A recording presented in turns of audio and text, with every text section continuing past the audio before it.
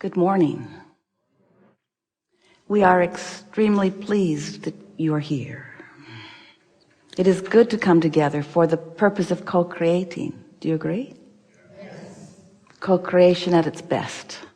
You are knowing what you are wanting? You like to want? Yes. You like to find fresh, new, expanded, more specific details of your desire?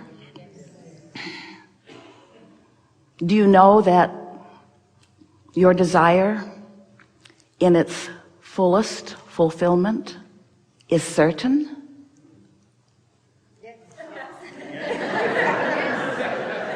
Well, when you know that, then your desire is sweet. Sweet, sweet, sweet. To carve out preference with the knowledge that it's just a matter of preparing the vibrational readiness, and that the details will flow in perfection, timing perfection, fun perfection. In other words, perfection meaning the details of your desire will flow to you, of course, when you are ready for them, but in the perfection of your readiness for them. You know how you don't want to pick that hard green, not yet ripe fruit from the tree and eat it just because it was on the calendar? I set a goal to eat this today. And I'm going to eat you today, whether you are ready for me to enjoy you or not.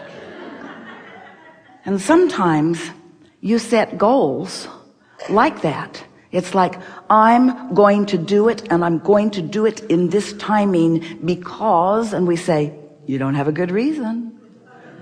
Because I said that I would, and I told others.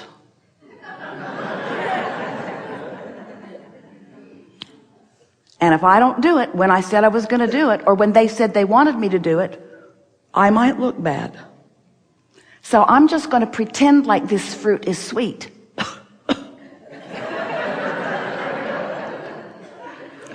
And we want you to get into the rhythm of the natural unfolding of things.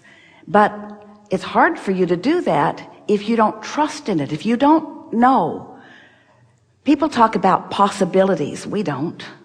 We talk about certainties. People talk about probabilities.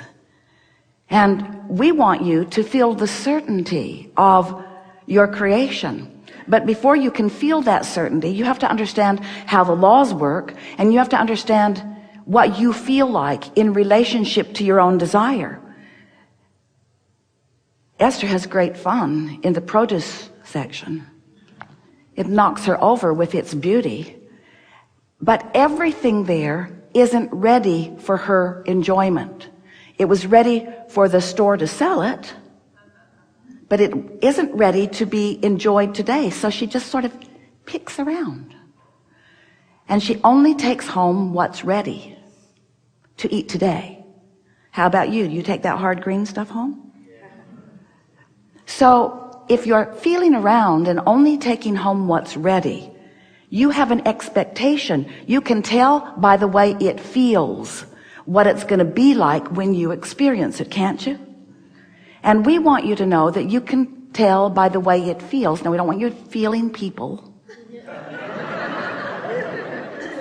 I don't know if I'm ready for you, or if you're ready for me. We want you to feel. We want you to feel your way to the ripeness of things, to the ripeness. Maybe that's a perfect word to integrate into the conversation about creation. Because you really don't want things to come to you before they are ready for you or before you are ready for them. But you think you do, because you think you have adjustment capabilities that we know you don't have. You think wrong person, right time, or right person, wrong time. You think that they can come to you and you will adjust to them. And we want you to know, unless it's right, it isn't right. And when you participate in things that either you're not ready for or that aren't ready for you, then you don't have a good experience. And then you start making lists and setting goals and making decisions with your brain instead of with your guidance. And then life becomes harder.